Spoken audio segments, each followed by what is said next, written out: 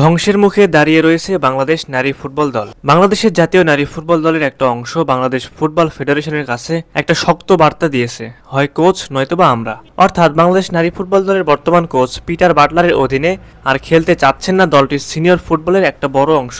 গত বৃহস্পতিবার সাবিনা, সানজিদা, শামসুন নাহার, ঋতুপর্ণা, মাসুরা, মনিকার মতো তারকা ফুটবলার সহ মোট 18 জন সাংবাদিকদের কাছে নিজেদের অসন্তুষ্টির কথা জানিয়ে বিবৃতি দেন। এ সময় কথা বলতে গিয়ে কান্নায় ভেঙে পড়েন সাবিনা। ফুটবলাররা জানান, 2024 সালের সাফ ফুটবল আসর থেকেই কোচের সাথে দৃশ্যত একটা দূরত্ব হতে যাচ্ছিল। পরে কোচের আচরণের কারণে সেই দূরত্ব একটা দ্বন্দ্বে রূপ নিয়েছে। তারা এখন এই কোচের অধীনে খেলা চালিয়ে যেতে অপরাগ। যদি কোচের বিষয়ে কোনো সুরাহা না করে ফেডারেশন, তবে এই ফুটবলাররা পদত্যাগ করবেন বলে জানিয়েছেন। কিন্তু প্রশ্ন হচ্ছে, কোচের বিরুদ্ধে ফুটবলারদের কি অভিযোগ তোলা হচ্ছে?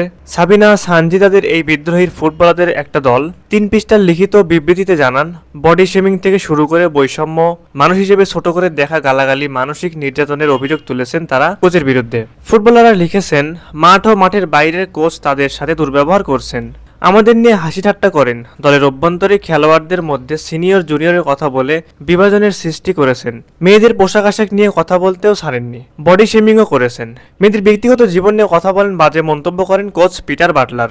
শুধু তাই নয়, পিটার বাটলারের বিরুদ্ধে গালিগালাজের অভিযোগও তুলেছেন ফুটবলাররা। পিটারের কাছ থেকে আমাদের অনেক গালিগালাজ শুনতে হয়েছে, আমাদের মানসিক হয়রানি এবং উৎপীড়নের একাধিক ঘটনা ঘটিয়েছেন কোচ। তার কারণে ক্যাম্পে একটি আতঙ্ক বিরাজ করছে, খেলোয়াড়রাও তাতে ভীষণ অসম্মানিত এবং হতাশার মধ্যে সময় কাটাচ্ছে। সংবাদ সম্মেলনে সাবিনার কান্নার ভিডিও সোশ্যাল মিডিয়াতে এখন বেশ ভাইরাল। তবে এটার ভিন্ন ব্যাখ্যা অনেকে দাঁড় করানোর চেষ্টা করছেন।